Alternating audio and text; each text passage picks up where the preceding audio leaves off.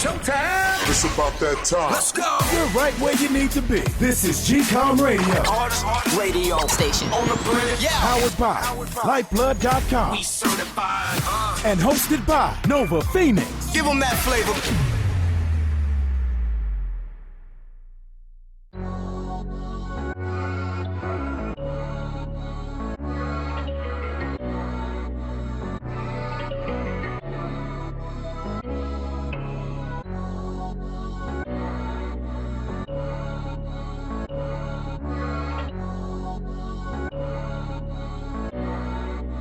Ryan Little.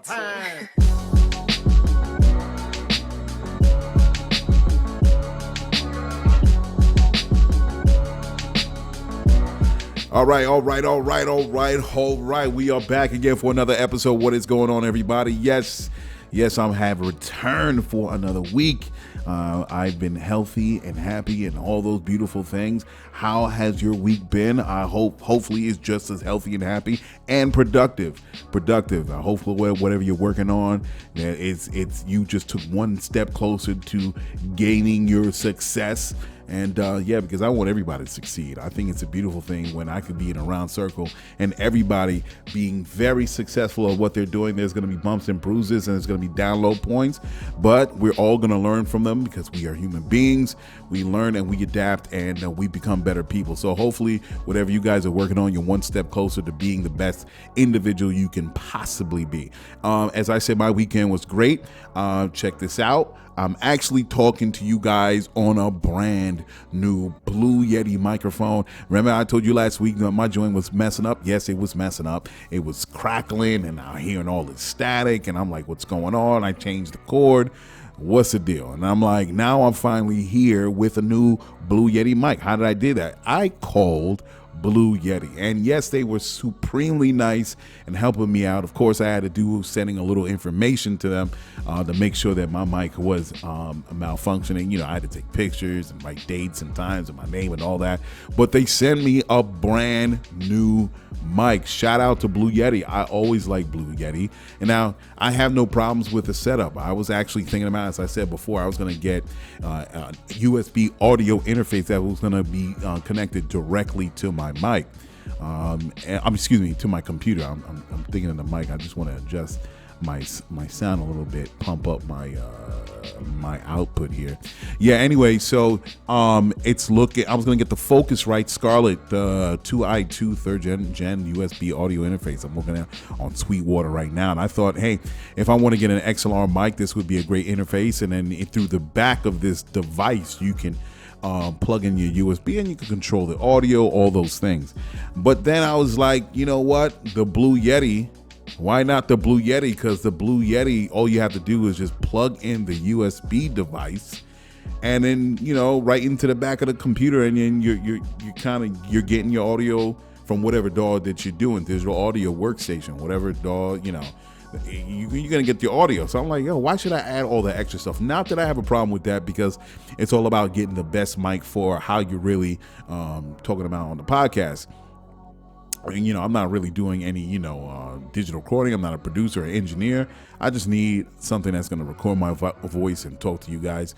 But I'm here, man. But I'm actually I'm thinking I got a little scratch in the throat. I'm actually thinking about getting an XLR mic. And the gentleman that I was talking to, he sent me a link on some great XLR mics that Blue Yeti has put out. So I'm going to look into it. I haven't looked into it just yet, but I will.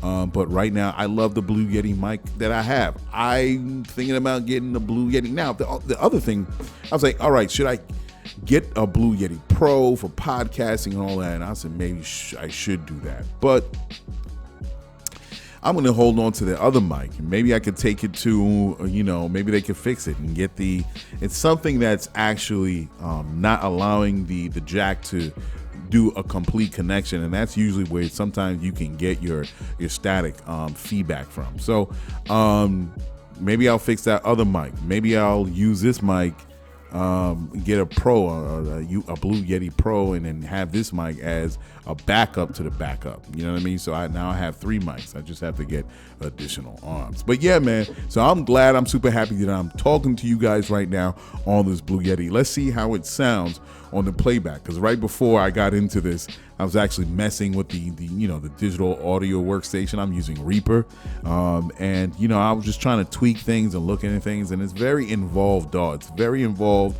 I could get something that's a little bit simpler, but I figured, why not? I can, if I wanted to get deeper into, kind of like feeling out my audio, then I can. But yeah, I'm here with you guys. So, all right, so let's just get this thing started. Why not? I am your host, Nova Phoenix, on GCOM Radio on iHeartRadio. And I am going to talk about a couple of topics that's going to get very messy. Some of this is going to be straightforward, but some of them is going to be very messy. And I think it's important that we have these conversations, because if we ever are going to become bigger and better individuals, human beings on this blue little pearl that's just kind of just skyrocketing, I can't say skyrocketing, going through the universe, it's hurtling itself through space, we got to deal with the touchy subjects. So I'll get to that, and I'll explain it as best as I can. I wasn't sure if I was going to talk about it, but I was actually talking to my wife, and we had a conversation, and I was like, why shouldn't I talk about it? So anyway, let's get to it. So the first thing, everybody knows already what the whole thing with the Gucci situation. It's old news. I didn't really talk about it before. I don't even know if I wanted to talk about it, and I was like, it's kind of old news at this point. But it passed my mind. I was going through YouTube and I saw the comedy. I forgot the name of the comedy show. Maybe I could find it here. It's a comedy show, a comedy podcast thing that they do. They throw on YouTube, and maybe if I go to history, I can find it. And sometimes how this whole algorithm works out, the way YouTube works, it just gives me what they think that I want to watch. And it actually played the whole joint from Jim Jones, and I don't know if I could find this comedy thing. I played it somewhere, and so I go through so many videos, I just lose track of the. It was a comedy show, and they have permanent guests on the show that co-host with it. Let me see if I can roll back.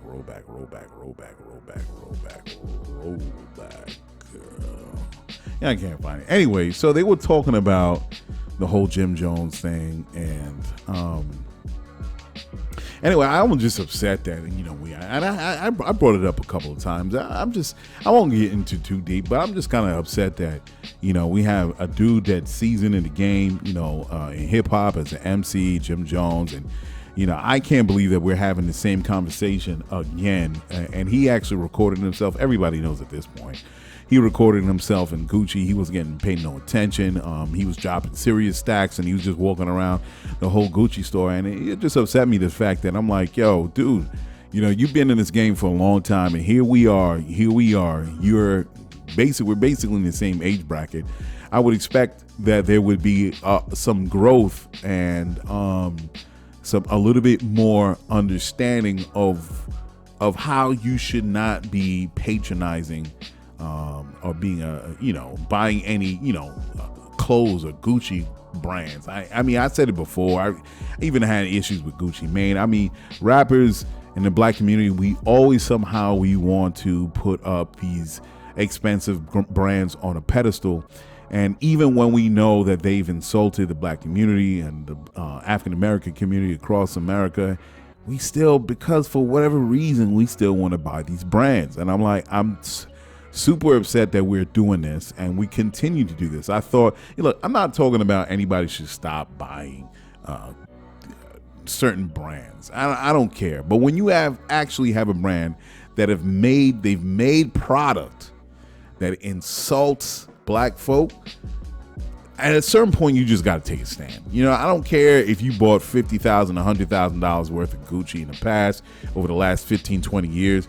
But when you actually have a clothing line that puts out an insulting piece of fabric that's directed towards you, there's no mistake. Everybody knows what I'm talking about.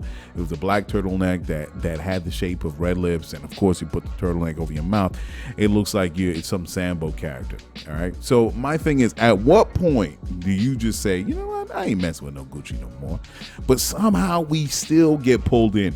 They plainly insulted the African American community. Why is Jim Jones finding himself with his boys in Gucci, and he's gonna get upset? He's gonna be like, well, I dropped serious stacks, I'm not getting no water, I'm not getting no service. And then the salt on the wound is how they always do, right? When you're asking for management, they send out a black guy. Like, I guess he's supposed to speak, black people speak certain languages from, I don't know, Akramanan or planet. And somehow when we talk to each other, we just gonna calm each other down.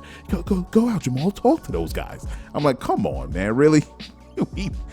Come on. And you know what? I'm not even knocking Gucci at this point. I'm not knocking any brand at this point. Because if rappers and celebrities, the black ones, continue to walk up in these stores, knowing full well on the history of this brand, what can I say?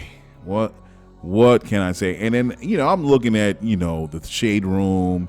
I'm looking at all the IG joints, profiles. I forgot the other one. There's two main ones. There's the Shade Room is another one.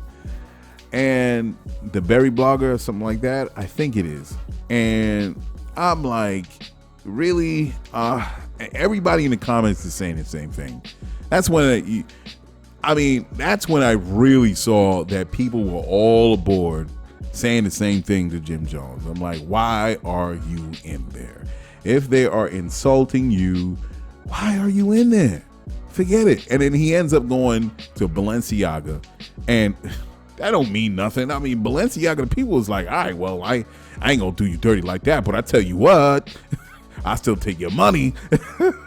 They still insult you. So I don't even know why, but yeah, man, that's upsetting. And I'm like, man, just support a black owned brand. And like I said before, you could buy any clothes that you want. You want to support any clothes that you want. That's on you. It's your money. But when it's plainly insulting you, man, just let it go, man. You're not going to die. You're not going to melt. You're not going to lose any street cred or social cred if you decide to publicly no longer buy Gucci. All right? You're going to be all right. Go ahead and support. This is the thing. Let me see if there is a Black Fashion Week. I don't know, because I was thinking, I'm like, is there one? I was thinking about, I'm like, why don't Jim Jones start a Black Fashion Week or something, man? You don't have to be all hands in, but just be the influencer that's going to get people talking to start a Black Fashion Week. So I don't understand. I don't know if they have one.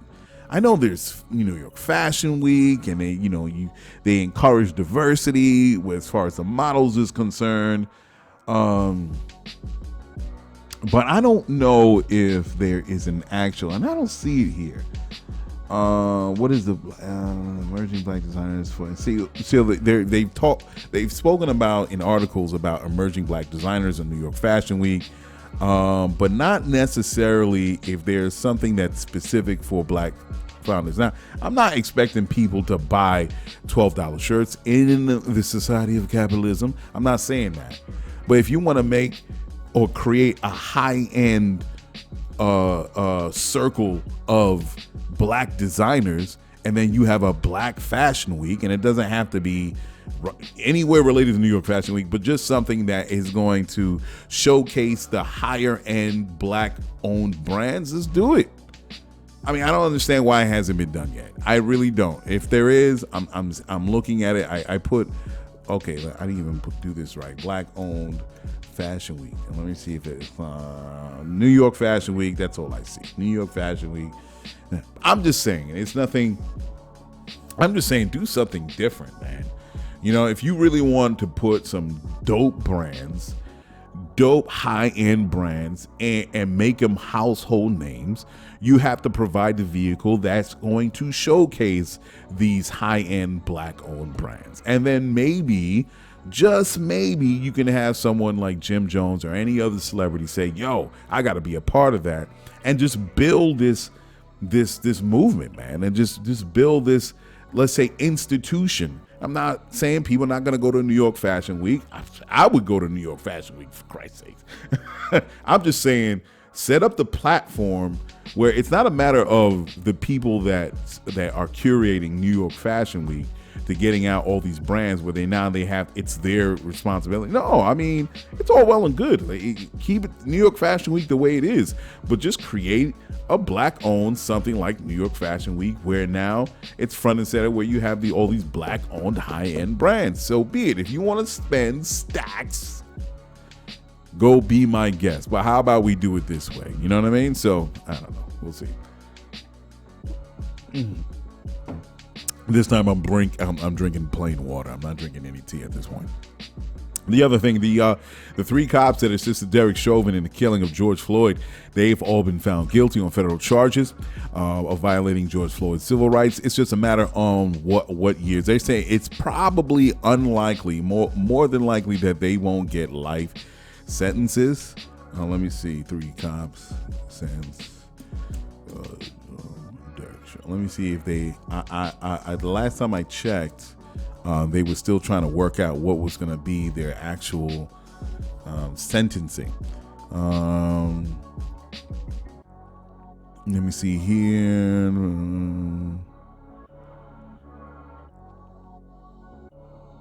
Let me see. Okay. That's not it. Let me see when the sentencing is going to be. I don't see where it says that.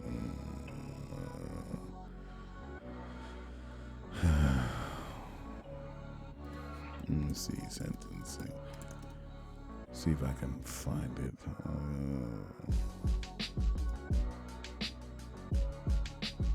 Let me see. Hold on, folks. Hold on. Bear with me here. Bear with me. Oh man, I you know what? I hate paywalls. I really, really hate paywalls. Because here it is, you're getting it all into the article and you want to read it, and next thing you know, it fades out and you say, hey, join us if you want to take part in all these new. I'm like, I don't care. I just want to read the article. Now you want to shut me out because you're trying to make money. So, oh man, I hate that. And I said it before on the show. So they could face up. They don't know when. I don't know when they're gonna actually do it. So I'll look into it. But yeah, I saw the headlines. I read into it. They're saying the sentencing was gonna come in, but I don't know when that exactly is gonna happen. Facebook Live also such the men are scheduled for trial for June on state charges. So the men are scheduled for trial in June on state charges of aiding and abetting murder and manslaughter. So they don't know. The jury began deliberating Wednesday morning after a month-long trial. I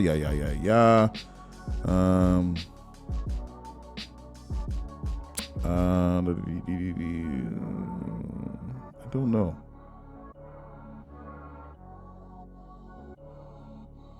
Doing a trial the first time they had.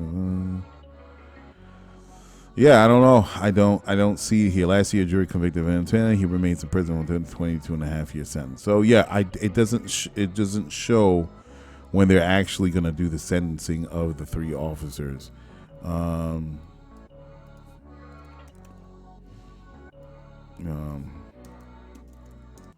Oops.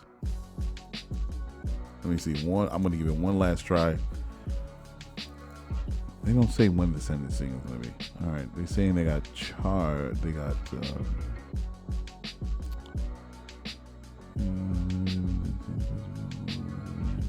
Okay. Yeah, they don't say. I don't see it. I'm trying to read as quickly as I can so I could continue on. But yeah, I don't see where the verdict just came in. That's not it. That's George Ahmaud Arbery.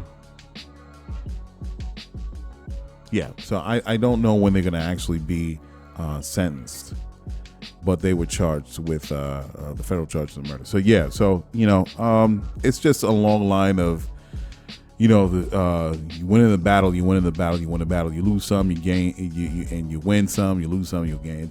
But properly so, these people should be in jail. The other downside of it, the let me see, the lady that killed. I'm saying killed. taser.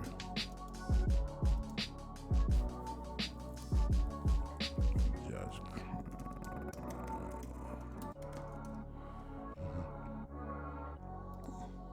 So, and the other where we took some L's was Dante Wright, the brother that got shot, supposedly, quote unquote, mistakenly, by Kim Potter. She was pulling out her, taser, or pulled out her gun, screaming taser. She ended up shooting the dude. She got no time at all. She got some bullshit time. So she got about two years, which is probably she's gonna get out in like 8 months or something. It's ridiculous. It was sentenced to 24 months in prison for shooting Dante Wright. She's gonna 24, far less than the maximum of 7 years, but she will serve only 14 months thanks to an 8-month good behavior concession from Judge Regina Chu and 2 months time served. So she's only going to serve 14 months of her 24 months behind bars. And I saw some video. I didn't even watch it. The judge, Regina Chu, was crying. I mean, forget about the brother that got shot and killed, and he's no longer here. I mean, she was focusing all on Kim Potter. So it just goes to show that, again, you're gonna win some and you're gonna lose some, and this is definitely a loss, because no way a woman, and and the fact that she wasn't even a rookie, she actually trained people on how to use a taser. She's a seasoned veteran, and here it is, they're treating her like she's a victim here. It's fucked up. So battles that African Americans deal with right here in this country.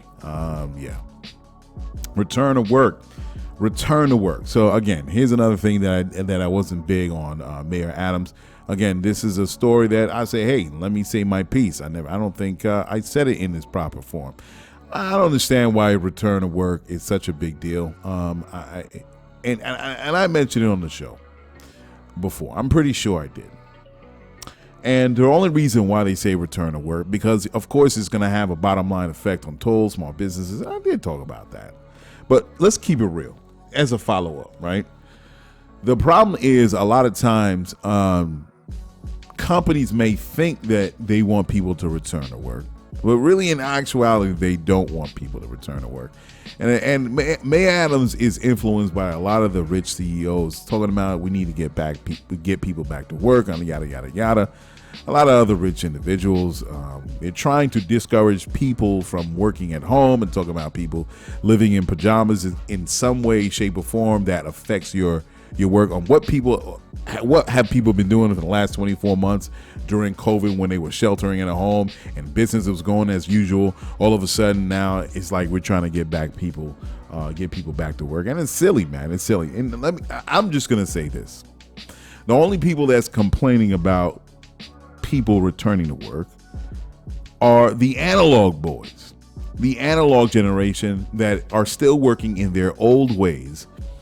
And they want people to return to work because, of course, there's going to be a lot of people, or a lot of, say like this, New York City not working at its optimum level, bringing in money. Of course, the big business, the analog boys, they're gonna lose a lot of, say, tolls, the eateries, the food carts. Unfortunately, that's not big business. Unfortunately, because of innovation and because of how inventions go, there's a lot of people going to be adversely affected that are not big business. Yes, the food carts will get hit.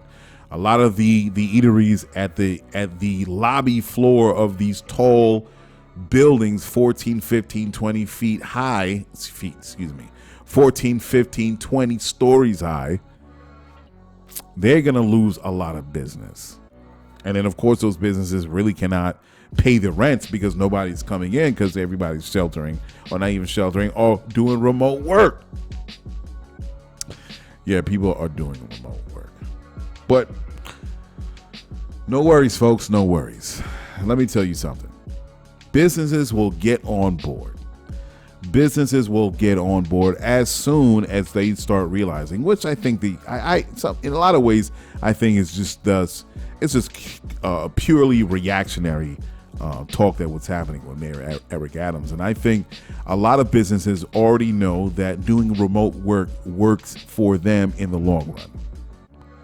It works for them in the long run because now you don't have to pay for all that office space, those floors and floors and floors of businesses. If people can stay at home, they don't have to pay for that. They don't have to worry about insurance because of the office space, the floors and floors. They don't have to worry about what else? Travel expenses as far as flights and car rentals and all that. People could do Zoom. And as much as people complain about Zoom meetings, that's just something people just complain about, right? When there was regular meetings and meetings on meetings and meetings prepping for the next meetings, people were complaining about that. So when you have folks talking about, man, if I go through another Zoom meeting, that's just people complaining. But really, Zoom meetings work out in the best way because you don't have to spend all that time and energy on prepping yourself and packing your bags and going on lines at the airports and flying over, and then you have to get your car, and then you have to drive another hour to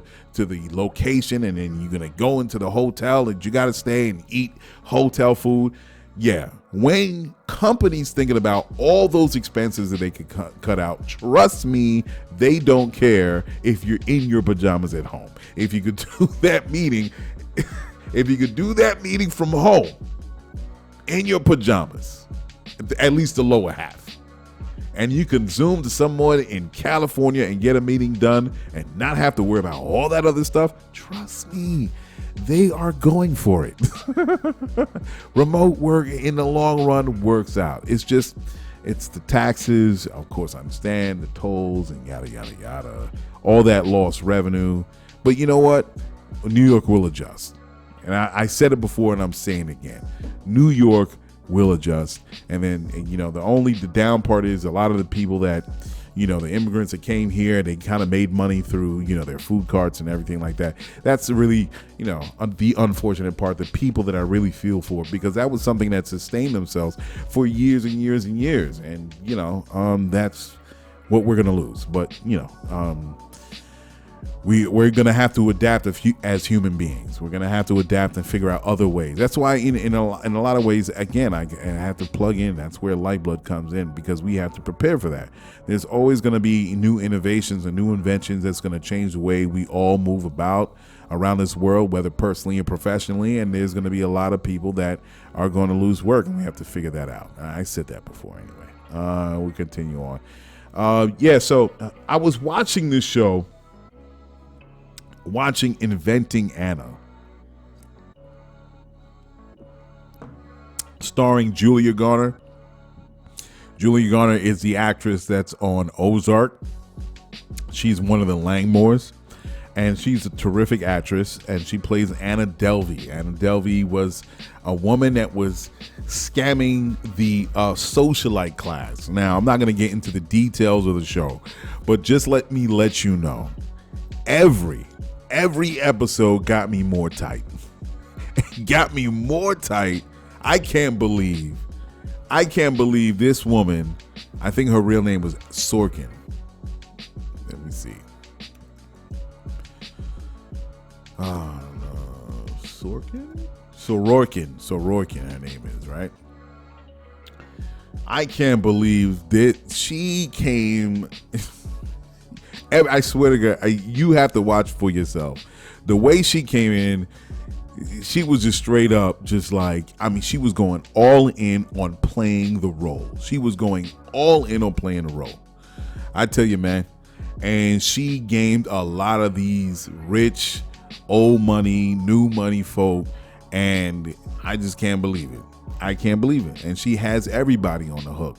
I forgot who said this, and someone said, in some stories there are no angels, there are no good people, and certainly, Anna Sorokin, she moved about in a socialite class, and some people with the less than desirable attitudes that you want to be around, they were detached, they were shallow, they were snobby. And that's not a crime, but it's not something that you as a regular worker folk would ever want to be around. And she maneuvered herself around these folks and played them like a fiddle. I can't believe it. I really cannot believe where, as far as the banks are concerned, I'll say that at least that.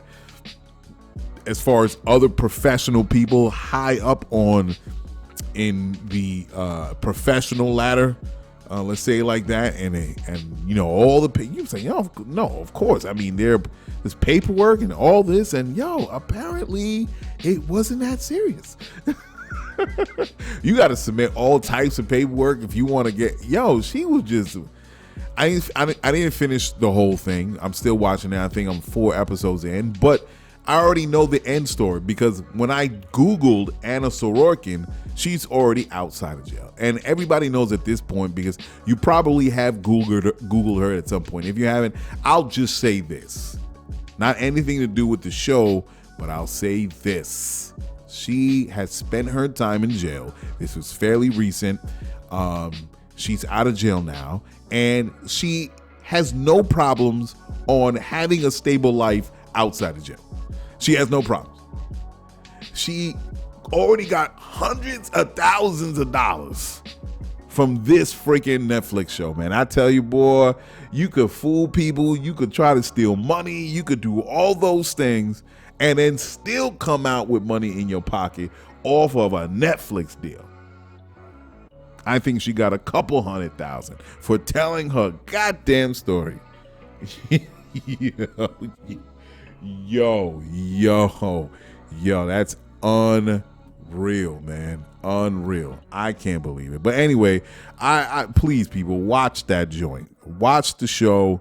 I think it's about 10 episodes or 11 or something like that, and it's something to watch. The other thing, if you guys haven't watched it too, Ali Wong, man. Ali Wong is off the chain. Ali Wong's Netflix show, Don Wong. I tweeted a couple, I think last week or something like that. Let me tell you, that girl got such a potty mouth. yo, I'm telling you, I'm not gonna say, but I'm telling you, watch Ali Wong. I've always loved Ali Wong. Her Don Wong, that's the name of the show on Netflix right now. She is funny as hell, and it escalated every joke. Sometimes you can watch a comedian, and sometimes not every joke hit. I'm telling you, it took you there, right? Every joke it plateaued, and then it took you up further and took you up further, and that's how it is, man. You want to go out on a crescendo, and every joke that she had, man, she was so wickedly. Her tongue was so sharp, and she's so potty mouth. She even got the audience uncomfortable because there was some quick shots to the audience. It was like, should we be laughing at this? Yo, it's so sick, man. Oh, man. Shout out to Ali Wong, man. She is the husband guy. But it's funny, right? When she walked off the stage, right before she finished and everybody was clapping, I know that's not her character. That's just a character that she plays as far as Ali Wong on stage in front of people, but she's probably like the sweetest person in the world and very down to earth, and and she just chilling, but she's just giving you the raw deal right there, then and there, through her character. And but I'm sure she's like super nice, man. Love to meet her, man. Would love to meet her. Anyway, go watch Don Wong on Netflix show. You'll enjoy yourself. Not for the kids. I tell you that. Not for the children. Oh no, the poor ears of the little children. You're gonna sully their ears with all those terrible, terrible words Ali Wong was spewing from her mouth. The little children. Anyway, go see Ali Wong, man. It's super dope. The celebrity. What is a celebrity? What is a celebrity, man? What is a celebrity? I was watching this Joe Budden show on his podcast, and he was talking about what is a celebrity, and we have to change the definition of what a celebrity is. And sure enough, we do. The idea of celebrity has changed. I remember back in the day, right, when I was young, I remember that when you heard about an actor, an actress, or someone in celebrity entertainment, there was always this air of mystery and the untouchable, the idea of having them untouchable. It kind of elevated them into this class or circle where it just seemed so royal and how should I say, kind of like deifying these celebrities. So when you would meet, say, Hulk Hogan or one of your favorite actors in like the late 80s or the 90s, it was like, oh my God, I can't believe I'm seeing you. And, you can kind of fill in the holes of what you thought of them to be. Hopefully I'm explaining that right. But now the idea of celebrity is that with social media, especially mainly social media, you're always in the know of who or what is doing at what time, where, how they're doing it, why they're doing it, reading a book, they're in a shower, they're picking their toenails, they're freaking, I don't know, going out to the club. After they're going out to the club, they're having this slick time with whoever they meet. You're seeing it all. The details are, everything is open. Nothing is private. And because everything is open, that air of mystery, that deification of these people, these celebrities that have these talents as actors and musicians, it all kind of gets normal. You know what I mean? You no longer cherish them in ways or put them up on pedestals in ways of how we used to do back in the day. This is also normal. And then not just as far as the access to these celebrities, but then you have people that are famous just for the fact of being famous, and people adore them. So sometimes the attention towards these celebrities can be as we call them, social influencers. They have more attention than the people that have actual talent. And now that you're looking at these celebrities that you see for whatever reason got them this attention, you're more focused on them than you are focused on the people that really do have a talent. And if all these people are becoming famous, now all of a sudden it's like, well, all right, so Brad Pitt is cool, but this person is a lot cooler. You know what I mean? So the idea of celebrity has to change. The idea of celebrity is you had to have a talent that nobody else could have. And that's what made you unique. That's what added to the idea of the celebrity back in the day. Wow, look at what they can do. They're a method actor. They're a singer. Nobody can hit notes like them. They have whatever gift that they decide to share with the world is what made them special. Now there is no specialness with celebrity. You're just there. You're in front of the camera. The camera is on you 24/7. And then in ways to kind of drive more attention to you as a product, the celebrity, the social media influencer, they create situations where it's eye-popping and pulls you in. And that's what adds on, I'm like, to this idea of the celebrity in 2022. And this been going on for what, 10, 15, 20 years? But each year, every 5 years, every decade, it gets bigger and bigger and bigger.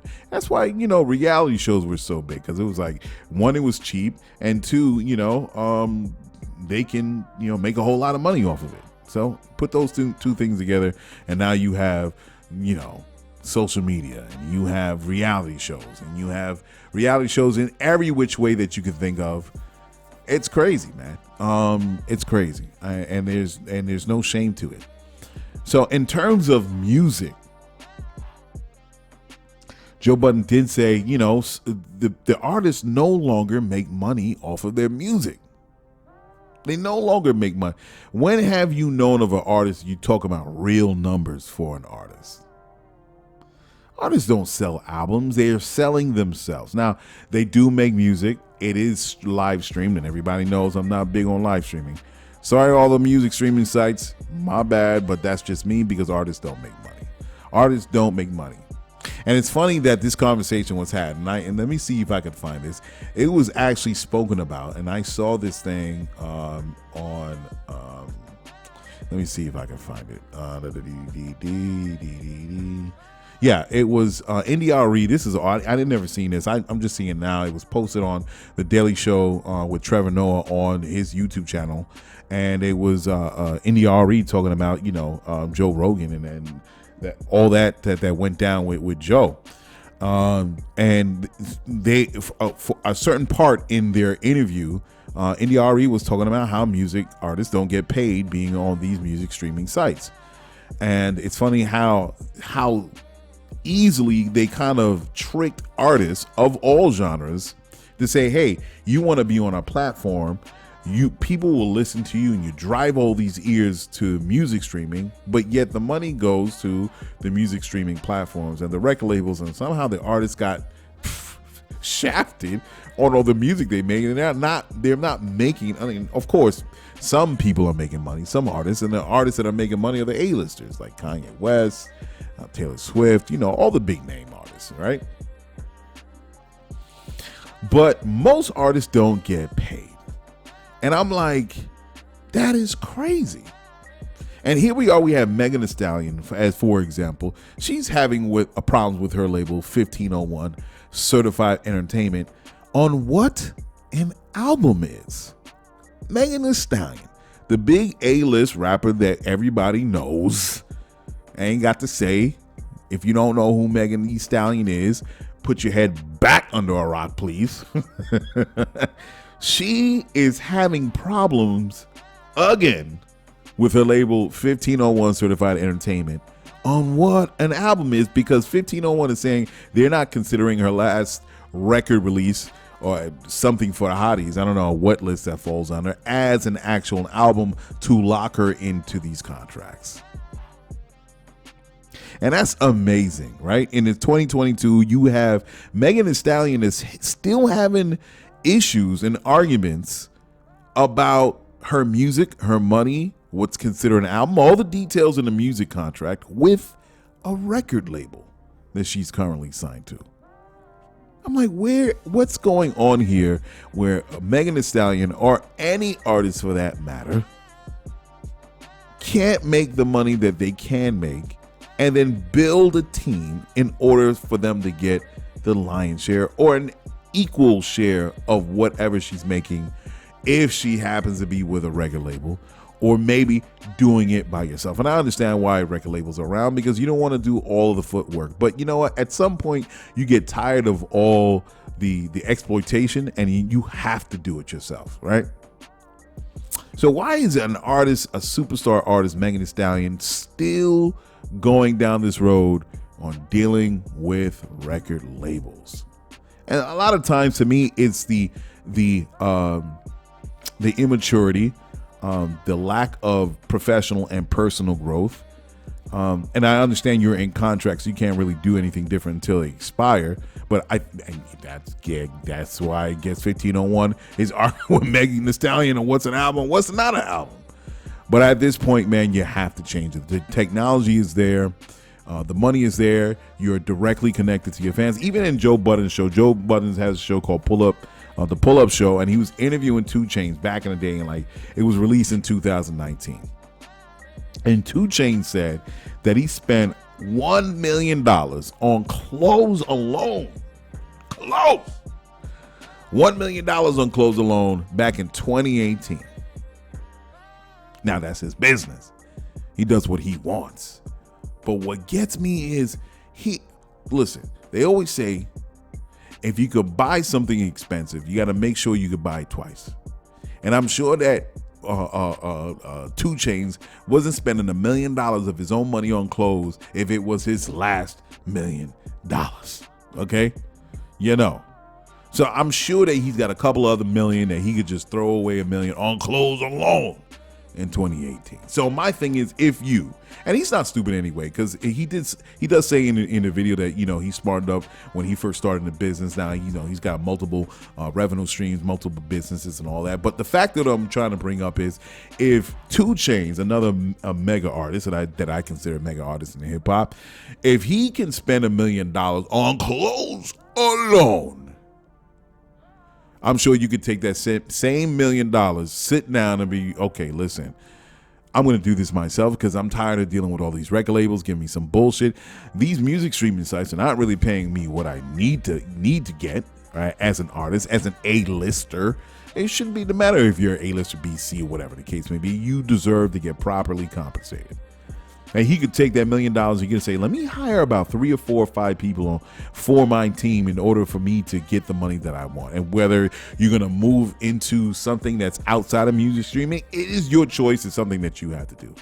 By the way, Snoop Dogg, he bought Death Row Records, and he surprised the world. I mean, seriously made waves when he said Death Row Records, the new Death Row Records, is going to be an NFT record label.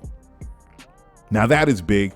I can't see why the music industry is not paying attention to this. I haven't seen any huge covers with Snoop Dogg or an article, or you know how Rolling Stone do. They do these full 4 or 5 page layouts. I'm talking about in terms of magazines is concerned, but when it's put on their website, it's pretty long.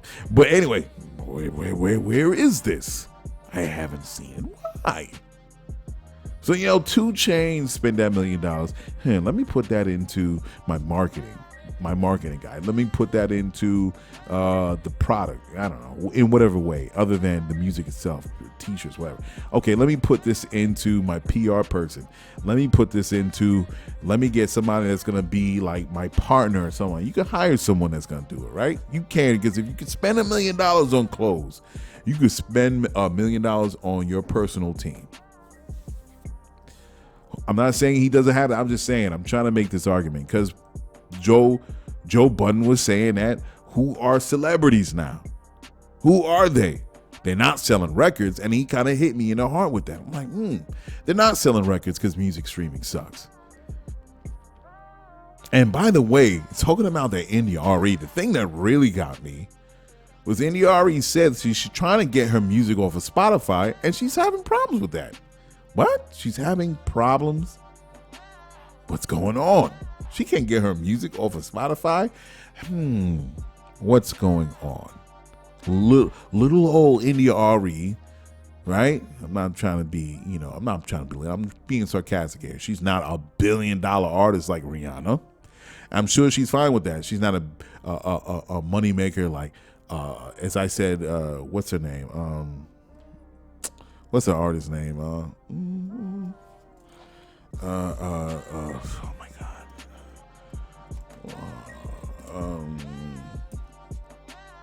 Oh man, I can't remember that artist from Long Island. And she just did the movie with. Oh my God, I can't remember her name. You see how I do, man.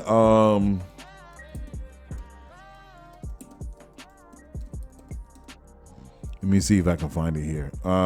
She better pop up. It's not that hard. Here, is that it? Boom, that's her right there. Her face popped up. Let me see. She's like the first picture, but now I gotta go through Mount Warburg, Tupac Shakur, Bette Midler, Madonna. Madonna's actually a good actress. Y'all seen Mos Def, y'all seen Bey. He's a really good actor, but he doesn't really do a lot of movies. I wonder why. Rihanna's good. Justin Timberlake, yeah, of course. Tina Turner, love Tina Turner. Ringo Starr, never knew he acted Ringo Starr, but whatever. Manny Moore, there you go, Lady Gaga. And I really like Lady Gaga. She's really talented, man. She's one of those artists that you find like, wow, she's really good. If she started with acting, it would have been totally fine. People would still be captured by Lady Gaga. So, NDRE is not as big as the Lady Gaga, let's be honest, but she, at the level she's at, and she's very comfortable with it, she can't get her music off of Spotify? Interesting. So, the final thing in reference to that is Rick Ross. Rick Ross is a video just spinning with Rick Ross right now, where he was talking, and he was saying that he wanted to chop down some trees for whatever on his property because he wanted to make way for something. But he needed about 10 trees to be chopped down. And then the company that he spoke to, the company was telling him, the arborist was saying it's going to be $1,000 a tree. They're going to have to chop down each tree for $1,000. And here it is, Rick Ross was getting in the camera. He was like, $1,000. In total, that's going to be $10K. You know what? I'm going to cut it down myself. And that's how you do it. And he showed him in the video. He told his boy to go get a saw, And he actually was chopping down his own trees. That's how you do it, man. Don't let these cats, he counting his money. He was like, yo, hold up, player. $1,000 a tree. He probably going to pay that one person or two people probably $100 for the day. And he going to walk away with $800 for one tree. You know how it goes down. So he gonna blow it up because it's Rick Ross. He's on his property, the sprawling property. He's like, sure, you could afford it. He's like, hell no, I ain't paying that. So he was being smart with his money.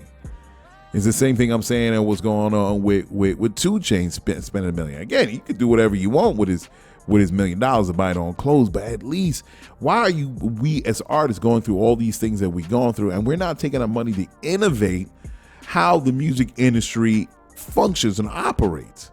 Do it for yourself.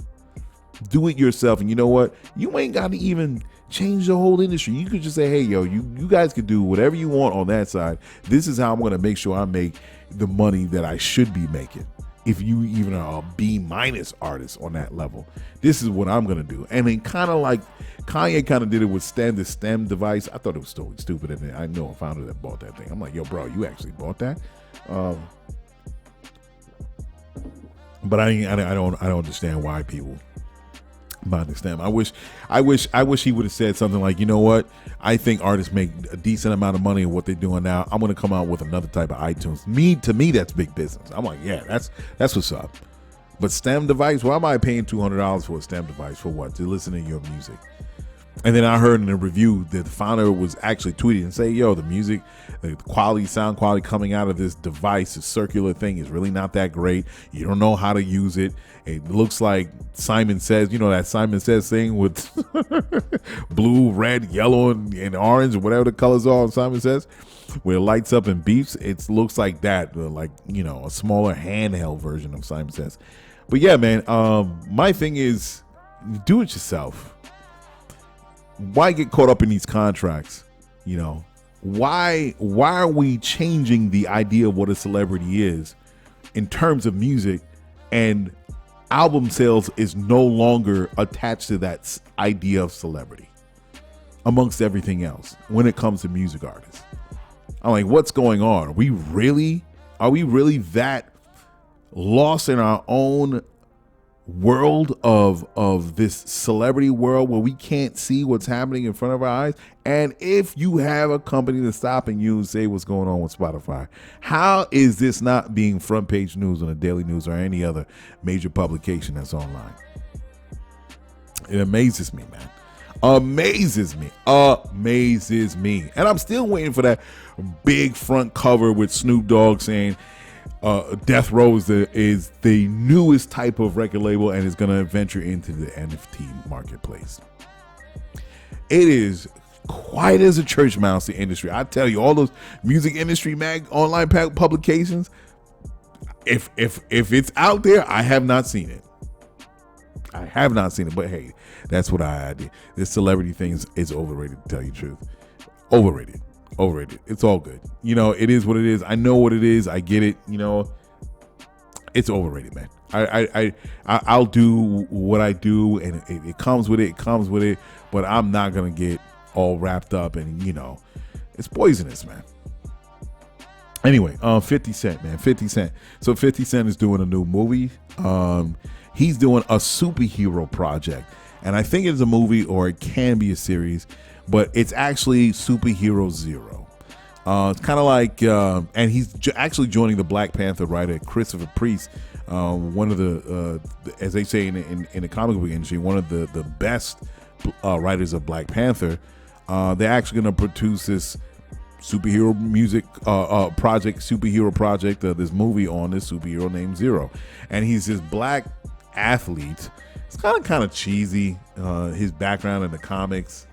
Let me see if I can find it here. Let me go here, go down, Disney.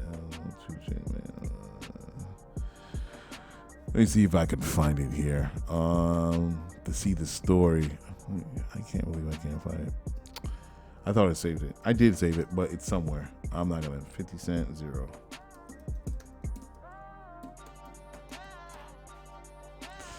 Okay, so he's producing his new joint. So Zero is a dude. Here it is.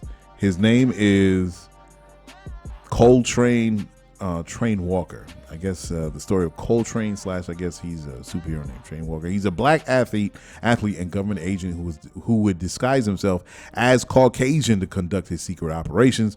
He was killed during his first mission, but was resurrected by the experimental X enzyme. The enzyme made him a cold-blooded killer with no emotional or moral compass, but gave him powerful abilities like intangibility, allowing him to phase through objects and walk on water, and laser eyes. In a statement shared with Deadline, Jackson hinted that Walker's origins may be reappropriated for the film. He said there's no one better than Christopher Priest to bring G-Unit film and television to the world of comic book superheroes. Watch as we build Zero into a franchise alongside Christopher and Color Farm Media. I can't wait for the world to meet Train Walker in a whole new way. And a part of it was they were saying that they say that, you know, he got hurt. You know, they resurrected him. He got hurt, and then there was like a test or something follow up, and he got hurt again and loses his mind. It's like this dude, man. I don't know where this comic came from, but my idea, I'm like, damn, bro. This dude, when you hear about the Captain America origin story, it's like you don't hear none of that. It's just like he just gets thrown in a capsule. You know, they juice him up, and then as soon as he gets out this damn capsule, he's chasing freaking Nazis and he kicks ass. But this guy seems like just can't. I'm like, I don't understand. Like, what? He gets killed. They resurrect him, give him the enzyme, and then there was a test drill run. And there was another accident. Like, this dude is a total goofball. I don't know. So I'm hoping if 50 Cent really does grab onto this story, it sounds interesting. It does, that he has to play another character. It's kind of like it's kind of similar if you think about it to Watchmen, the HBO's Watchmen, and you had the dude that was the guy that had the rope around his neck. I forgot the name of the character. Let me see if I can find it. And it was great, by the way, Watchmen, superhero characters. I forgot the name of the guy. So Hooded Justice, right. So Hooded Justice, it was a white guy. They're taking a photo op with all the heroes. And Hooded Justice is one of them. He wears a cape or hood, and he has his rope around his neck or whatever. So, but it turns out when you watch HBO, if you haven't seen the HBO Watchmen, then I'm sorry, man. I'm going to spoil it. It turns out that Hooded Justice was a black guy who painted his face because the only way where he could go out and be a hero and not in whatever way be discovered as a black dude, he kind of paints his eyes so when you look through the hood you see, so everybody, and it puts contacts in his eyes so everybody thinks. So anyway, it's kind of similar, but hey, maybe they can produce a show that's different. Let's see what happens. All right, next one. This is one of the more touchy subjects that I was talking about. So everything is what's happening in Ukraine is very sad. It's terrible what's happening as far as the Russian invasion into the country of Ukraine. I thought it was very noble for President Zelensky to stand with his people. The U.S. was trying to get him out of Ukraine. But, you know, he had a statement. He said, I'm not going anywhere. He was like, you know, don't give me transportation, give me guns. And in a lot of ways where Putin was trying to say that the president fled, he shot a video, used social media, and was saying that, no, I'm right here along with all my people. We're standing here to fight and everything like that. So, and it's a very noble thing what the Ukrainian president Zelensky was doing. And he's going to fight with his folks. Now, just recently, I wasn't sure if I was going to talk about it, but just recently, video came out and several pieces of video where people were evacuating. I had no idea African people were on the train or they were on the train, and Ukrainian police officers or Ukrainian security kicked them off the train. And it was, hey, I was watching the video, And I'll say, is this true? And I'm watching many videos, and unfortunately, this is the case. Now, it just shows you that racism is everywhere. Now, it is crazy what's happening in Ukraine. But here it is that people are trying to leave, and the Africans that are in Ukraine, I don't know if they're student exchange or they fled their country and they came there, but the fact is there are a lot of people that are leaving Ukraine because they don't want to get caught up in the war.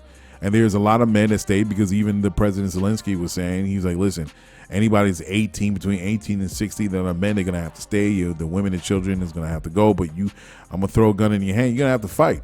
You're going to have to add to the numbers to the military that's already on the ground. So I'm thinking maybe they were trying to push out the men. The African men say, hey, it turns out that even the women and children were being pushed off in trains and being replaced by other white Ukrainians. And that is the horrors, and that is the absurdity, and that is the sadness, that is the craziness of racism. And it's just not something that is only in the United States. It is a global thing. It is international, and it's sad. And I wasn't sure I was going to talk about it, because my thing was like, it made me think in a lot of different ways. Like, maybe you just have to go home. Africans have to go home. And how come they're not fighting, and why they are there? And maybe they should go back to their country of origin. But, it's something that is sad to say that at the end of the day, watching it I'm going to be honest, it takes away that support, that emotional support what Ukraine was going through, because it was so sad, and seeing the people crying and seeing the people boarding buses and evacuating, the men staying, and all these things, and I'm like, Russia invading, and I'm like, very, very sad. And any human being that's going through any struggle and hurt and pain, especially what Ukrainians are going through right now with this invasion, you want to support other human beings. But when you see what's happening to those African people, I'm not going to lie, it dissipates. It takes the wind out of your sails when you're really rooting for Ukrainian people, for, the country to have their independence. Now, how can you throw your support about it? And everybody's sharing. It's really making its rounds on social media. Shaka Bars on IG was sharing it. DL Hughley is sharing it. A lot of people. It's funny. The funny thing is not being shared by white celebrities, because I know white celebrities are following these black celebrities, and nobody is retweeting it. Only the people in the black circles online is sharing it, and it's unfortunate. And I know you want to throw your support behind Ukraine and everything, but you can't avoid what you see in front of your eyes as far as what's happening to these African people. Because yes, it does sap that energy out, regardless if you're black or white, because you're looking at it as, yo, what? And you have to leave space for it to talk about it. But sometimes that machine, that PR machine, can be rolling so hard and fast, you're not giving any time to get into the other side of the conversation, because it's all full support and fists in the air and everything like that, right? You got to have support for everyone that's going through anything at the moment in time. When it separates families, children from their parents, when it separates people from their countries of origin, when it's dealing with war and death and blood and screams and terror. Good people want to see what people are suffering to come out of the other end with happiness and with respect and honor, right? And safety. You want that as a human being with dignity, right? But then how can you do that by seeing this? I haven't seen CNN pick up the story. I've seen MSNBC picking up the story. I haven't seen anybody pick up the story. And if we're going to talk about Ukraine, we got to talk about that too. So as far as I know, the Nigerian government is trying to reach out to the folks that are Nigerian to help them evacuate the area. I would hope that it would be, Nigeria could take all those African brothers and sisters. But as far as I know, Nigeria, from what I've seen on Twitter, Nigeria is setting up ways to get the Nigerians out. But this is sad, man. This is very sad. And it just makes me think, as African people, you have to, oh my God, it's so hard. It comes in a question about, why you left your country to go to Ukraine. And it makes you think about, okay, should you be fighting along the Ukrainian people? Well, that wasn't the case. It's not like they were set and buried. So that topic has already been set up. It wasn't like they were trying to put guns in the black people's hands for them to fight as well. It was just like, no, you guys are going over here. And it makes you think, why even be in a place where that you just been for a couple years and then you're being turned away like that? I mean, what does that say? And why should you be there? And maybe the proper place is for you to be back home building up your nation. And if you do face that, and from whatever country you come from, then so be it. As far as facing death, as far as facing outside forces trying to destroy your home, the home where you came from. And if it's your own people that's destabilizing the area for whatever reason, whether they're set up as pawns in that region to destabilize the area, and if that means that you have to pick up arms to fight that in order for you to have a place that every human being should have, is that they should be able to thrive, they should be able to elevate, they should be able to build a nation for their children's and their children's children. Maybe people should not have to leave. And I know that's kind of like hard to say, but these are things, this is the messy conversation that I want to have. Well, Nova, we left because, the area was destabilized and there was this fighting army that was coming in and blah, blah, blah, blah. So we left and we were trying to find a place where we could call home, where we can go to school, where we can have a place for our kid, blah, blah, But now here you are in Ukraine, and now Ukraine is facing an invading army themselves from the Russians. And now you have to jump, just like there's a lot of other natural-born Ukrainians that are fleeing too. Men, women, and children are getting out of Dodge. They're leaving for Poland and other neighboring countries. It's not like all the men are staying in Ukraine. They're leaving too, I get it. But now you're leaving again. You're leaving again. And I understand, because you want the safety for your family, for your kids, and for your wife, for your brothers and your uncles or whoever. Now you got to go and leave again. So my thing is, it comes to a point where it's like, what? How many times is this going to happen? Like, and if I'm trying to put myself in those brothers' shoes and those sisters' shoes over there in Ukraine, African brothers and sisters. And of course, nobody wants to die. Everybody wants to get their families out of harm's way. And they're trying to avoid death. I get it. But then it comes to a point where you have to look at yourself and be like, am I going to keep running? Now, where are you going to go? You're going to sit in Poland? Who knows how long this is going to go in Ukraine? Now you got to go in Poland. You got to redo it all over again? And possibly deal with racism over in Poland? So what are the decisions that individuals have to make to say, you know what? Maybe my best chance, and even if death is going to befall me, maybe it has to be in a place where I know that the energy and time that I'm putting in to risk my life should be in a place where I know I'm going to be celebrated. Where I know that, from the blood that's going to soak the grounds, that I know that that my children, my children's children, or whoever's going to look back, that was the sacrifice that our ancestors had to do. in order for this grand city to be built, whether it's 50 years from now or 100 years from now. And I'm not knocking the African brothers and sisters. Listen, you're trying to preserve life, and that's one of the major rules of any living organism, to self-preservation of life. I get that. I totally understand that. I get it. But then when you have, we and black people go through this situation here. We do go through this situation.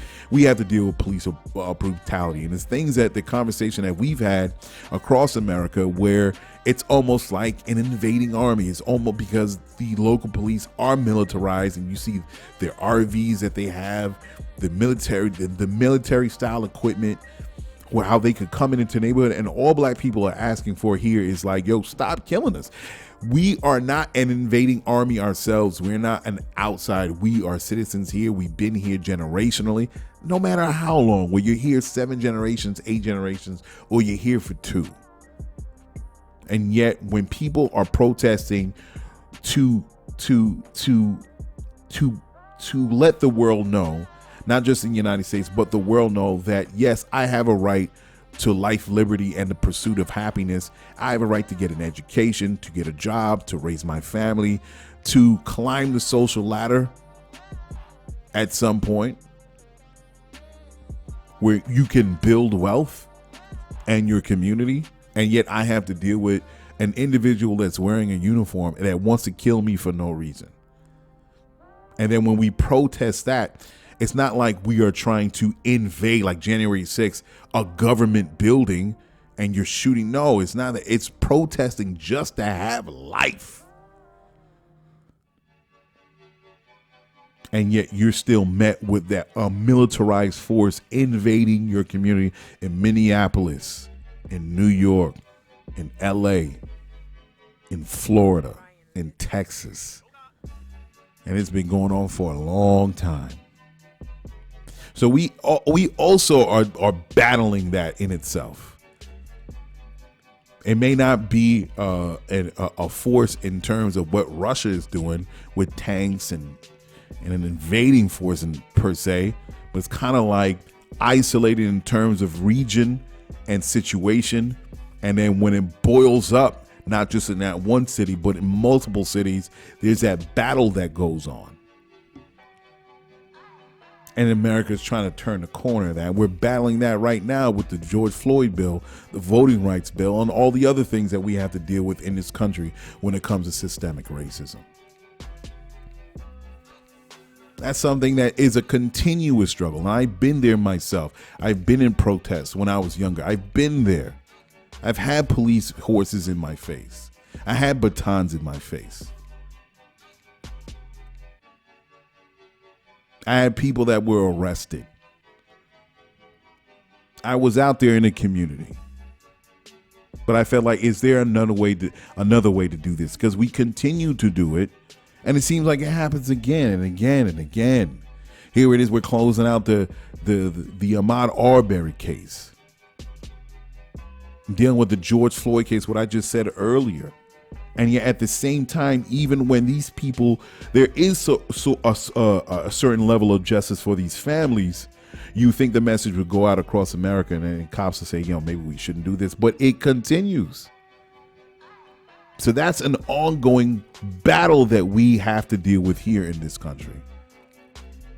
And to me, it's a primary issue, because what does it make sense to have financial access and give people jobs and educational programs and all these social programs, all these things that's going to give you a better quality of life, and then all of a sudden your life is snuffed out from a racist cop?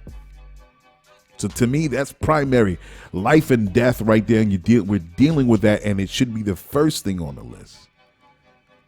And that's our battle, and you look across the water and you see what's happening over here.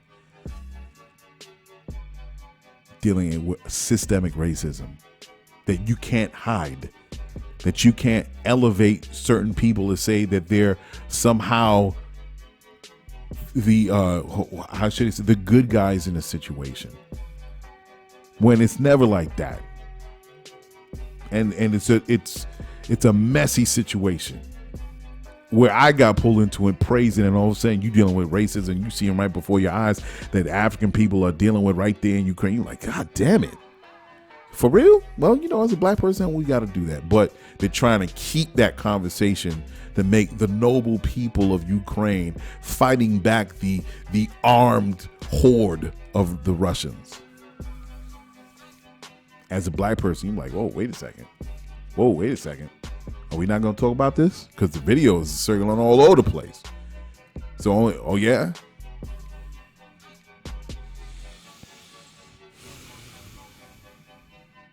So in closing, I wish the Ukrainian people freedom and peace. There can be some sort of resolution so we don't eventually escalate this into a nuclear scenario and risk the lives of millions of more people, not just in the immediate area, but also around the world, because all of this is interconnected. And I also would like our African brothers and sisters to seriously think about where they want to spend the next 20, 25, 40 years of their lives. To really make a conscientious effort to not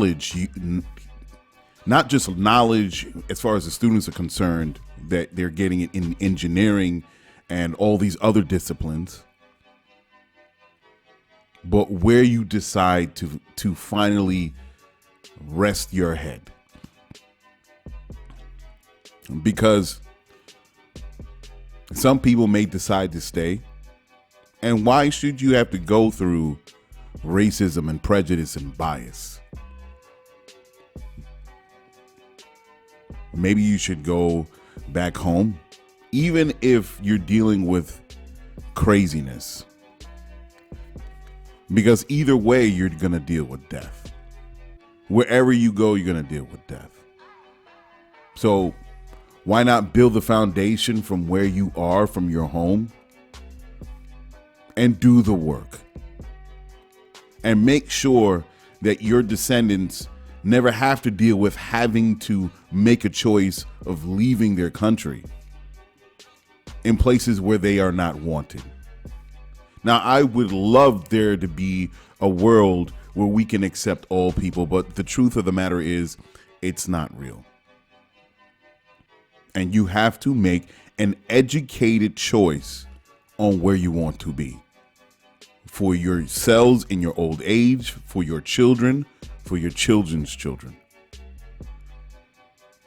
And maybe we could build a school, a university, or a few universities where in your country of origin, where your descendants can go to. That I would love in some way to assist in whatever capacity. Because no one should have to go through that, even when your area is destabilized. Your country of origin is destabilized, and you have to leave. No one should have to go through that. And it's sad all the way through. But that's the honest matter of it. And I wish I could have a roundtable of other people really discussing this issue and getting everything on the table, even from brothers that are and sisters from these countries of origin having to relocate in other, like Ukraine or whatever European countries, and they're dealing with racism. Where we can have this discussion around table on what that really means, the ramifications of those choices, on where we decide to go. Human beings are going to migrate. We're going to migrate. We've been migrating since the first Homo sapiens. But now we have to really think about where we move in the midst of all this. And once it's recognized that, racism is a global problem, how do we make sure that our families have the best environment to live in order for them to thrive? Anyway, let's move forward. What's the next thing? What's the next thing I got here? All right, so as far as Apple, this is crazy thing that Apple's doing, just lighten the mood a little bit. So Apple actually created a film. They hired the Old Boy director Park Chan. Oh, I think that's his. Oh my God, this autocorrect kills me. I'm like, that's not this guy's name, and I'm just noticing this is now. Oh my God. Because I have my notes so I could just talk about this. Park Chan Wook. Autocorrect turned it to work. W-O-R-K. Park Chan Wook, he's the director of Old Boy, the original film. And Apple got him to do this short of a 20-minute fantasy on an iPhone 13 Pro. And that's what kind of pulled me in when I saw this article. I was like, yo, this is crazy. And, you know, this is not new. It's been done before. There have been indie films that were done on smartphones. But I guess this is just a promotion of iPhone 13. But it's just a reminder that, you know, first of all, it was a dope little short. It was about an undertaker who digs up a grave to steal a coffin. The ghost of the hero wakes up to confront the undertaker, only to be faced by another ghost of a hero who saved that very same village. So then these two ghosts, you know, they meet. The original ghost was a man, and the secondary hero who saved the village was a woman, and they get to talking to each other, fighting over the actual coffin, and you know it ends in this, you know, great marriage. I thought it's beautiful. It was beautifully shot on an iPhone 13, and the whole content was like a mix of horror, some comedy, action, dancing, and they said that there was a particular Korean genre of music storytelling called pansori. So it was dope. And they also had like a behind the scenes of them actually filming using the iPhone 13 Pro. And, you know, to look at the equipment, you know, it was fantastic. I thought it was beautifully shot. And of course there were a lot of low light scenes just to show you the ability of the iPhone 13 to shoot in low light, and the actual also the feature for them to use depth of field. It's easily to switch in the forefront and in the background. Excuse me, not the forefront, but in the foreground and in the background. So I thought that was like really cool. It's really cool. I mean, we do have the iPhone 12 could do that. You know, you can actually shift the depth of field, and you know, and you can have good bokeh. I think it's the cinematic feature on the iPhone 12 where you could blur the background. Of course, that's depth of field. People don't understand that, and where you can have the main subject be clear, so the viewer could focus on the subject alone and not everything else around the subject. So yeah, it was super dope, man. And it just goes to show that there should be nothing to stop you. If you're a director, if you want to be in film, really the only limitation is you. If you don't have to have a $5,000 piece of equipment, you don't have to have everything. I'm like, oh my God, it's $8,000. How am I going to pay for it? Buy an iPhone 13. Have your script. I think the hardest part on doing filmmaking nowadays is to have dedicated people. That's it. You need to have probably 3 or 4 people with you dedicated to making an indie film as you start your career in the film industry. So, you know, the iPhone 13 was great. Of course, they did color correction after the fact in the software, but still, the way it was being filmed, when you see the behind the scenes shots of the actual camera, of course, it's in a handheld rig with other equipment, so it could broadcast a signal, so it could get on the monitor. That's I'm assuming, because I was like, you can't really plug anything into an iPhone. It's an iPhone, so of course you have to probably just Wi-Fi the imagery to the monitors that Park Chan-wook was looking at. So, you know, I'm pretty sure that's how they did it. There's no other way, but it's a great setup. And if I'm wrong, please, people tell me, because I was looking at behind the scenes, seeing how they were doing it. I thought it was really hot. So check out the video.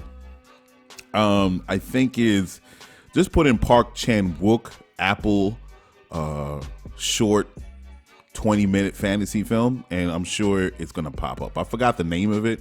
There is a name for it, but I can't remember it right now. But iPhone 13, I've always been an iPhone user. I've even actually thought about getting a Samsung They're really dope phones. Not that iPhone is bad. It's just that the rest of the phone companies caught up, and they have actually good, dope ass products.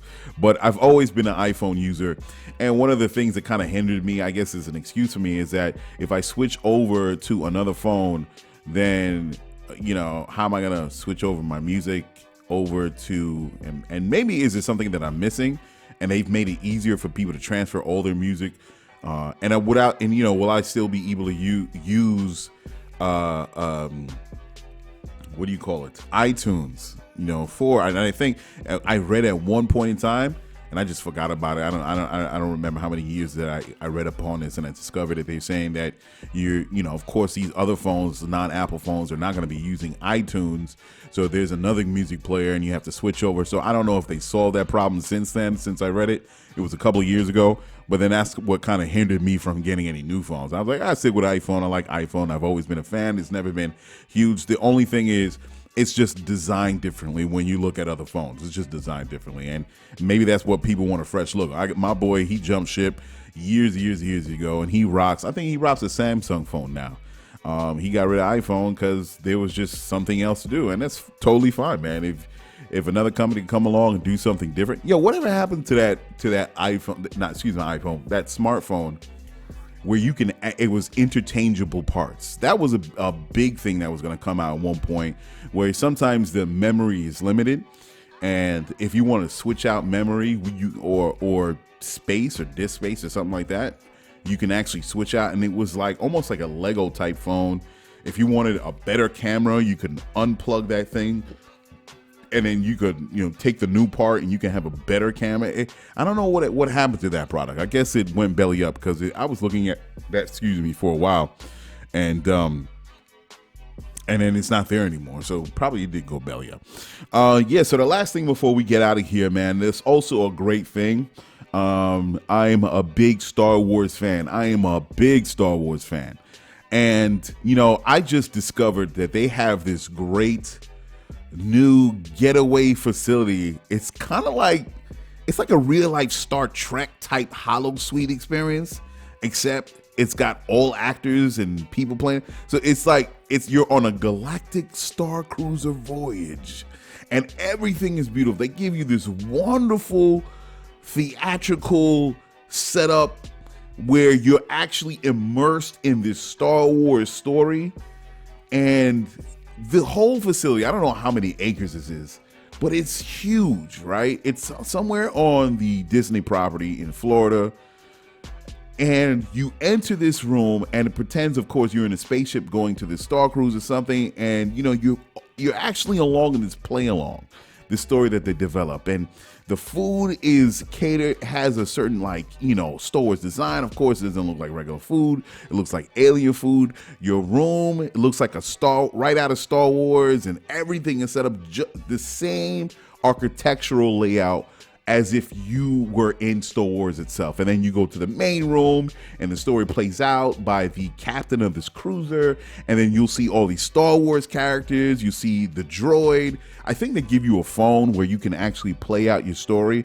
And they're like, what do you call it? Oh my God, the QR codes all over the place. So you can follow your story, and your story actually shifts and changes according to how you address the actors. So I don't know how improv it is, but it looks so super dope. And I'm not a type of person to go to a convention, right, and dress up like, say, Han Solo. That's not me. But this is dope.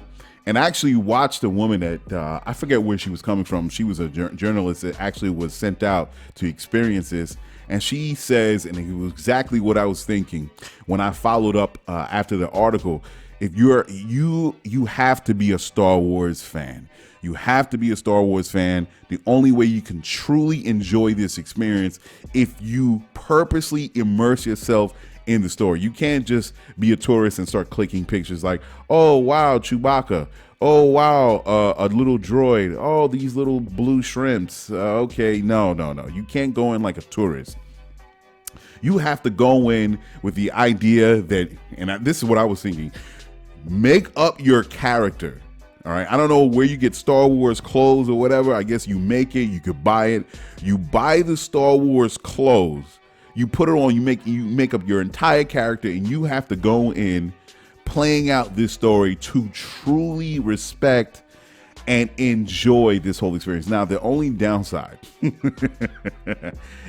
this is the thing, the only downside is it's only 2 nights. It's a 2-night stay. Of course, as I said, they give you a hotel room. And by the way, it's hot. If you need to exit the play for whatever reason, they say you're wherever you're staying in your room, they do have an exit. That's the crazy thing. There's an exit door that's kind of built into the design of the room. You don't even realize it, but it has a handle. You could pull it, and it actually leads you out of the facility if there's an emergency, if you get sick or something like that. But but super dope, super dope. So you create your character, you get in your zone, and you do your thing. The other thing, that's right. The other issue is, first is 2 nights. To me, that's super short. Some people want to do that for 3 or 4 days, but I know they want to just do it in a rotation and gets as much people in there as possible. I get it. The other thing is, it's super expensive. It's $5,000. It's five stacks. So if you want to do this, you got to pay 5 stacks just to do this whole thing. Now, that $5,000, that's like a 2-week vacation to a lot of people. But if you really want to ball out, being at Disney down in Florida, and you want to be a part of this this Galactic Starcruiser voyage theater thing, man, hey, do it. Let me tell you something. If I was in a position to do it, I would do it. And you could play it out. Me, I want to go by myself. That's the thing. My wife is really not into Star Wars. My kid, I'm trying to get my kid into Star Wars. She is like, I don't know. She's at an age where she's very, she's highly influenced, or easily influenced, better put. And my wife don't like Star Wars. She don't like Star Wars. So I'm gonna have to either go by myself, or I gotta go with other people that like Star Wars and be in that room and just totally. And man, I'm down to make this character, and get the clothes right and just do that 2-night stay, when time comes. Yeah, that's super dope. Just seeing it. I encourage even people to see the video. There's a lot of things that the video does give away, so it's supposed to be a surprise, because you're gonna see like Star Wars characters that you really adore come into this whole set, and that's the only downside watching the video. So they could switch up and do little things differently.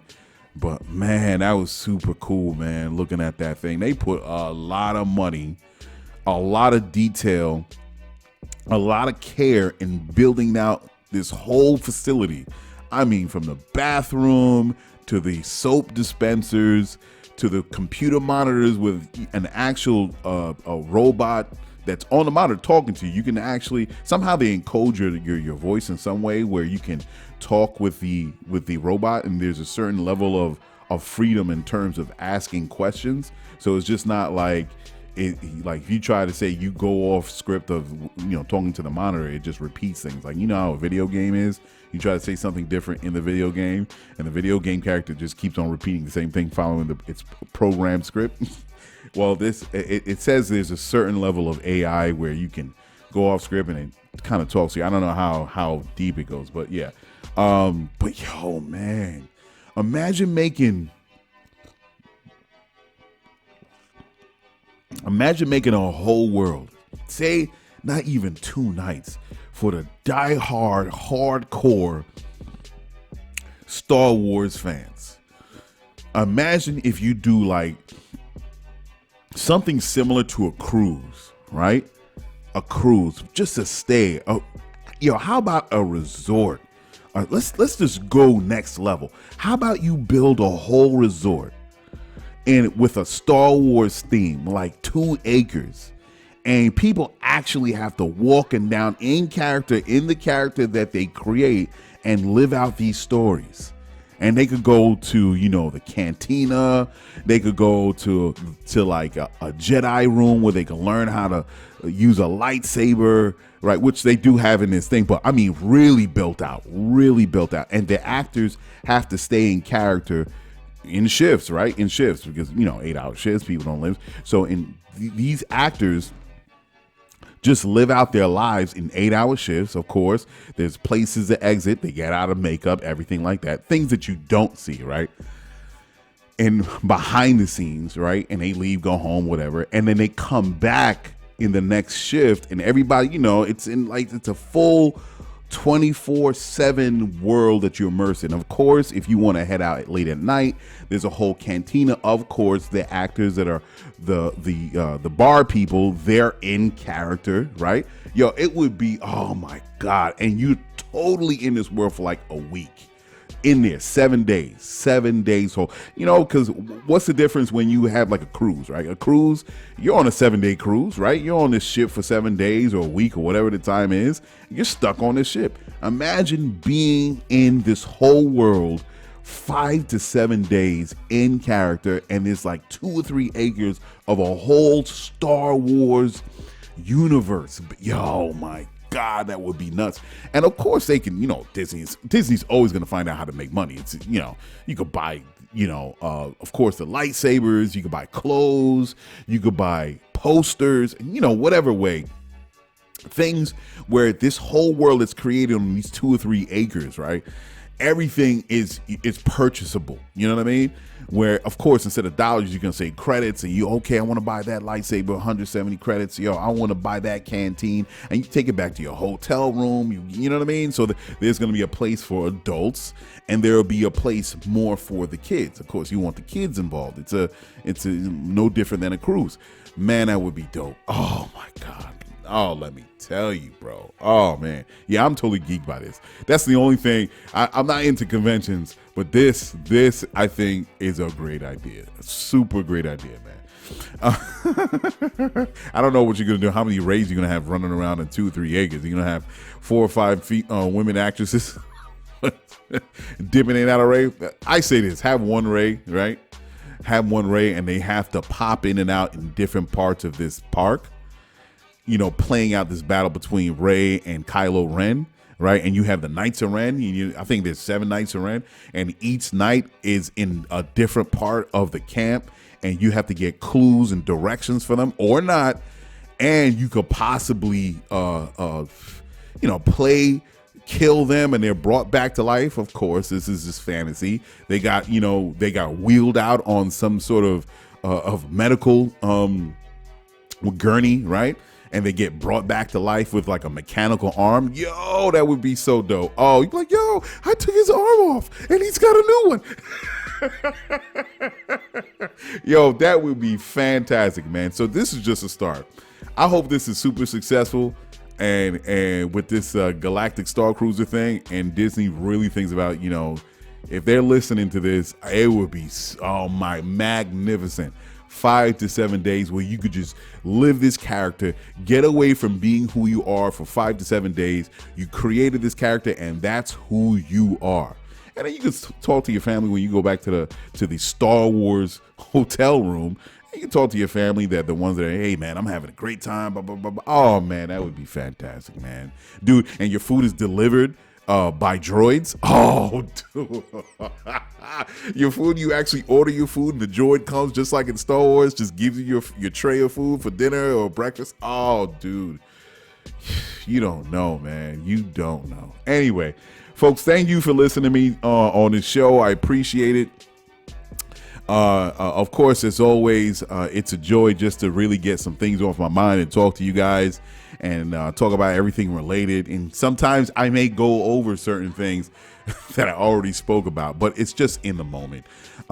So hopefully you do guys enjoy. I try to switch up the subject matter and the conversation just to keep it a little bit diverse. And when I speak about, I try to just be as diverse as possible, because I don't want you guys to come in there and be like, okay, I know what you're talking about. That's one of the things that it's one of the things that I just about podcasting. That's a little thing like, okay, I know what you're going to talk about. After a while, you know what the topic's going to be going into listening to this person, to this group of people. I try to pick subject matters that, you know, you guys can actually tune into.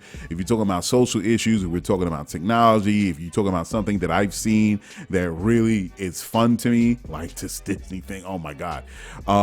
That's how I try to do it, man. I try to keep it, of course, sometimes a lot of subject matters is always going to be either centered on Lyfeblood or centered to something that a topic that's close to me, like, of course, being African American in this country, race and social issues is always going to play a part. But yeah, I try to keep it as diverse and jump from one subject to another, a topic, and maybe it could spark your own conversation, or if something that you haven't heard, you could talk about it with your friends and family, and, you know, yo, I heard it on this here, it's super dope. So yeah, man, I try to not be go down one lane all the time. So I appreciate you guys listening to me. I'll see you guys next week. And as always, please, you know, sign up for Lyfeblood.com. We're building this out. Oh, man, I'm taking some great turns as far as how that's going. Talking with VCs. That's continuing on. And I'm visualizing that we'll have something. Lyfeblood will have something to present in 2022. I feel good about 2022 and where it's going and the shift that we're trying to move into. As far as, I don't know, sometimes I don't want to lay it out all out. You'll see it on my Twitter, what I talk about. We're definitely taking a pivot. And if you've been listening to me a long time, for 3 years, it's always was a part of the plan anyway. It's just right now it's coming into fruition where we're moving in that direction.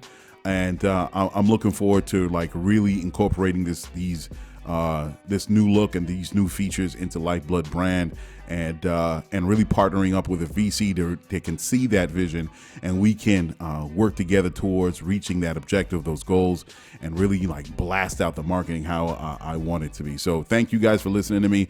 Stay tuned, man. There's always going to be things. I'm always working on things, even if I don't mention anything about it. And yeah, I appreciate it, guys. So I'm gonna get out of here. What is wrong with me? So I'm gonna get out of here. I'm talking fast and I'm tripping up on my words. And I'm gonna do my thing as always, and I'll talk to you guys next week. Peace. Showtime! It's about that time. Let's go! You're right where you need to be. This is GCOM Radio. Hardest radio station on the planet. Yeah! Powered by Lyfeblood.com. We certified. And hosted by Nova Phoenix. Give them that flavor.